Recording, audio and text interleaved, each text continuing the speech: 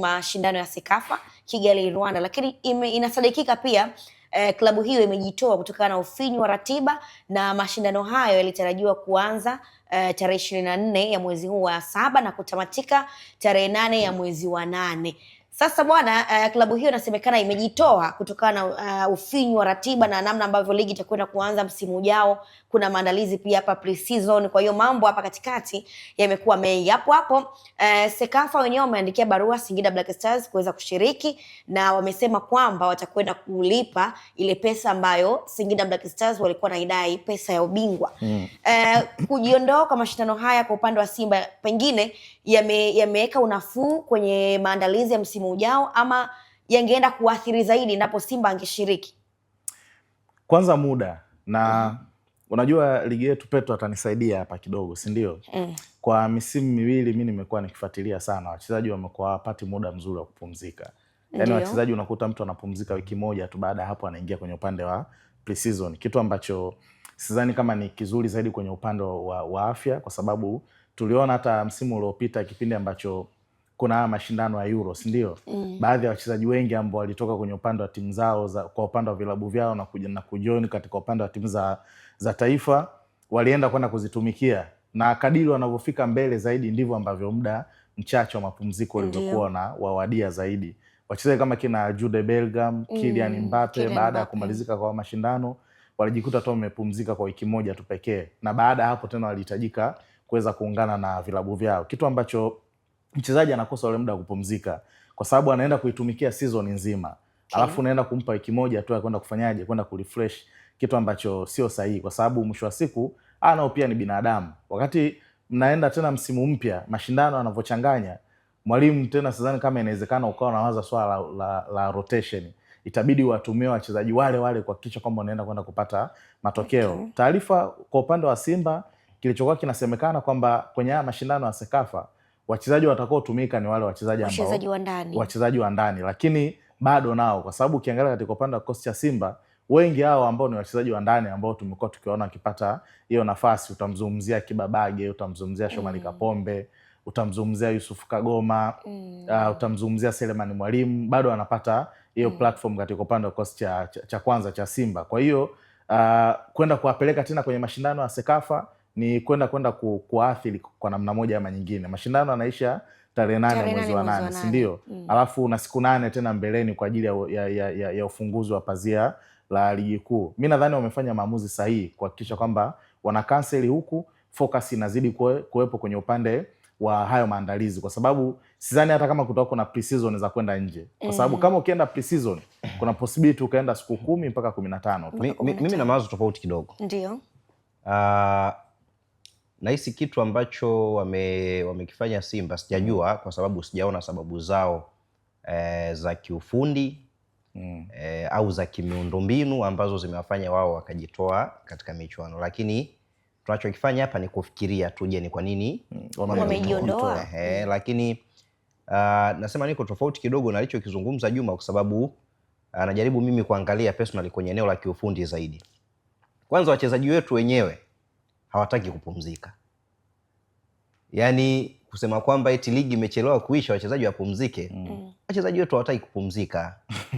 Kivipi Petro? Betha shahidi msimu jana, msimu uliopita, niliambiwa kuna msimu jana, msimu uliopita tulikuwa KMC pale, na baadhi ya wachezaji ambao walikuwa wanalalamika wamechoka, uchovu mara baada ya ligi kwenda kwa muda mrefu zaidi. Ni mchezaji mmoja tu kati ya waliolalamika ambaye kiukweli niliona amepumzika na sikumuona kwenye shughuli nyingine ambazo huwa zinaendelea wakati wa mapumziko. Lakini wachezaji wengine wote waliolalamika mara baada ya ligi kumalizika, tulikutana nao mikoani. Tumezunguka nao Mbeya, tumezunguka nao Dodoma, tumezunguka nao Tanga, tumezunguka nao kwenye hizi mechi za hisani, tumezunguka nao Mwanza. Umeona? Kwa hiyo unaposema kwamba wachezaji wanapewa muda wa kupumzika, huo muda wa kupumzika wachezaji wenyewe hawautaki.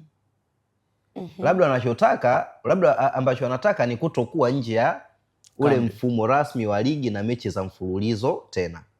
Kitu ambacho ukija kuangalia kupiga mahesabu, professionals ambao hivi sasa tuseme labda wako kwenye World Cup, wale ambao wameenda majority ambao wameenda mpaka 16 bora tuseme, ina maana wao mpaka kupumzika kwao watakuwa na wiki 3 tu za kupumzika, kwa sababu tayari tumeona baadhi ya timu baada ya wiki 2 zinaanza kurudi kwa ajili ya pre-season.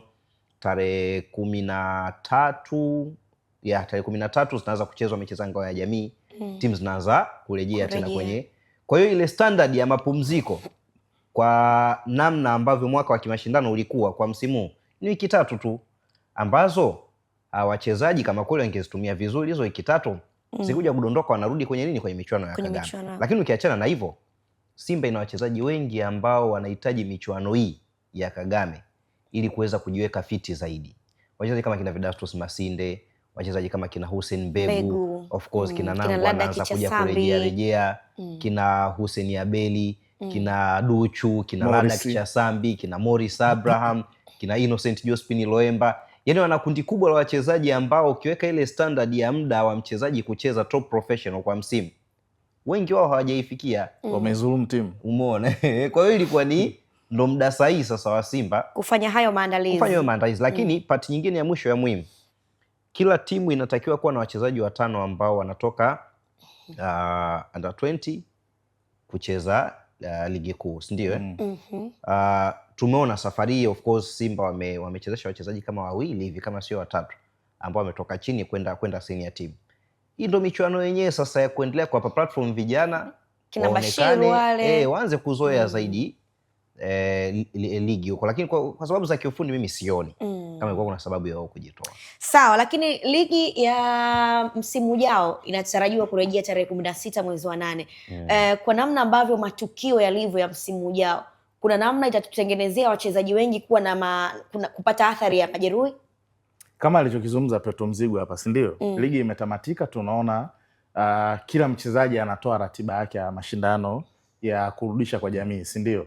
Pengine inawezekana ikaenda pengine baada ya mashindano haya yani baada hizi charity ni wachezaji sasa tena kuingia kambini. Kwa hiyo naona kuna kitu kimoja cha kwanza, uchovu ambao amezunguka katika upande wa hii mikoa, kwa sababu ni wachezaji hawa ambao wamekuwa wanafanyaje, ambao mara nyingi wamekuwa wanatumika. Petro amezungumza kitu kizuri. Tofauti tu ni kwamba huku kwenye hizi charity mchezaji anakuwa hayupo ndani ya himaya ya timu. Yaani ina maana ni yeye tu mwenyewe anaweza asifanye mazoezi hayo ambayo kama vile anavyojiandaa kwa ajili ya kwenda kucheza zile mechi za kimashindano zaidi. Lakini unajua mchezaji pia anapotumika kwa muda mrefu sana kuna kitu kinachoitwa fatiki. Nani Petro amezungumza kitu kimoja, amesema kwamba kuna miongoni mwa wachezaji ambao msimu uliopita walitumika zaidi kwenye haya mashindano, mmoja wapo akiwa ni Max Nzengeli. Na hata baada ya ile media day pia pale KMC yeye mwenyewe alizungumza akasema kwamba anajihisi amechoka. Sasa tunajaribu kuweza kuangalia mazingira kama sehemu ya vilabu na sehemu ya management, wachezaji kama hawa ambao mnaona kwamba msimu huu wametumika ipasavyo, ilikuwa ni vyema sasa pengine hata kuwatengenezea mazingira magumu ya kuwalazimisha hata kupumzika, kuhakikisha kwamba wanakuwa na season nzuri. Shomari Kapombe ukiangalia katika upande wa msimu huu pia ameanza vizuri, lakini hapa mwishoni kidogo kama kuna namna alikuwa anafanyaje, anapelea. Hawa anahitaji pia kuweza kupata hayo mapumziko before ajaingia kwenye upande wa hiyo pre-season. Na ligi nitaiona itakuwa inaenda back to back, kwa maana ya kwamba ligi ishe mapema ili taifa lianze kuabize kwa ajili ya maandalizi ya michuano ya AFCON. Na katika hawa wachezaji ambao tunaotarajia kuwa nao kwenye upande wa AFCON ndo hawa ambao kina Yusuf Kagoma, kina nani, kina Bakari Nondo Mwamnyeto, kina Kibabage, kina Jobu, tunatarajia pia kwenye hiyo AFCON ya mwakani. Kwa hiyo kama msimu huu pia hatuone hayo mapumziko kwa upande wa wachezaji, tutarajie pia hata msimu ujao nako pia hakutakuwa kuna haya mapumziko ya nini ya kwa upande wa wachezaji. Kwa hiyo inawezekana na hizi mechi ambazo zitakazokuwa zinafuatana kama ambavyo tumeona Simba na Yanga mwishoni huku, ilikuwa inafika hatua ndani ya mwezi mmoja unaiona Simba na Yanga zinacheza zaidi ya mechi 10. Pengine inawezekana hata kwa mwaka huu pia tukashuhudia kitu kama hicho kuelekea kwenye upande wa michuano ya AFCON. Sawa, lakini kubwa zaidi ni kwamba rais wa shirikisho la soka kwa upande wa Tanzania kwa maana ya TFF ameshtushwa na taarifa ya Mbwana Ali Samata kuweza kustaafu kucheza timu ya taifa ya Tanzania. Wallace Karia bwana alisema kwamba ameshtushwa na taarifa hiyo na uamuzi wa Mbwana Samata, lakini atazungumza naye kwa namna gani ambavyo atarejea kwenye timu, kwa sababu kama taifa bado linahitaji huduma ya Mbwana Samata. Kuna namna unaona Samata ni muda sahihi wa kuweza kuachia jukwaa Juma Shabani? Jana mimi niliweza lakini pia niendelee kidogo. Wallace Karia alisema kwamba sio mara ya kwanza Mbwana Samata kutaka kustaafu. alishasema, akafuata, akazungumza naye, na hii ni mara ya pili inajitokeza. Na amesema pia atamfuata kwenda kuzungumza naye kuona namna gani ambavyo anaweza kurejea kwenye kikosi.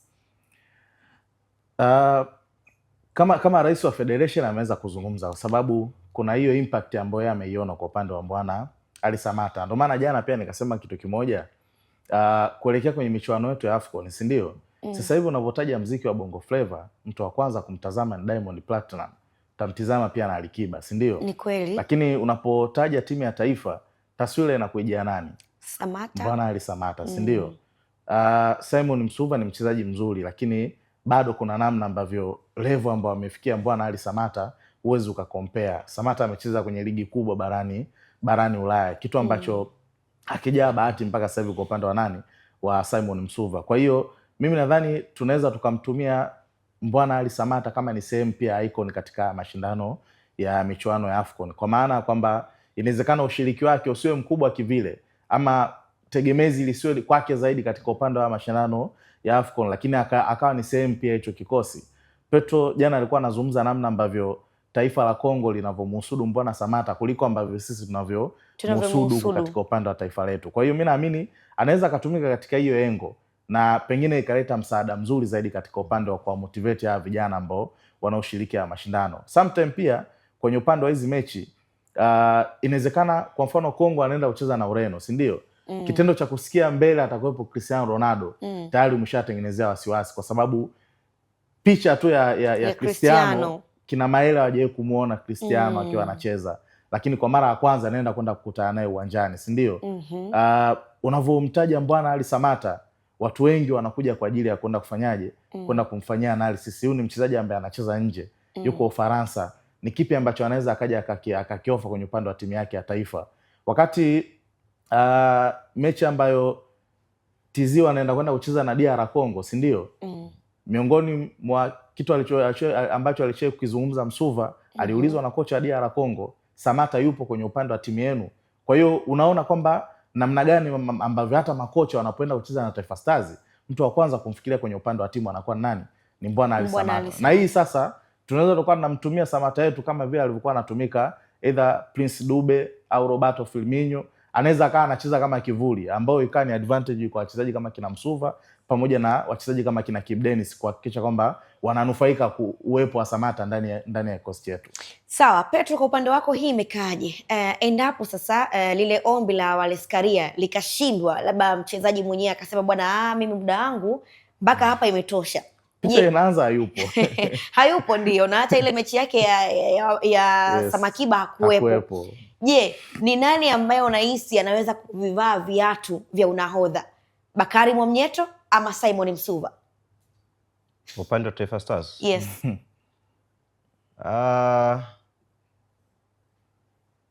Yoyote tu hapo kati yao waliopo, kila mtu ana nafasi ya kwani mwisho hapa sasa kwa navani Dickson Jobu pia timu ya taifa?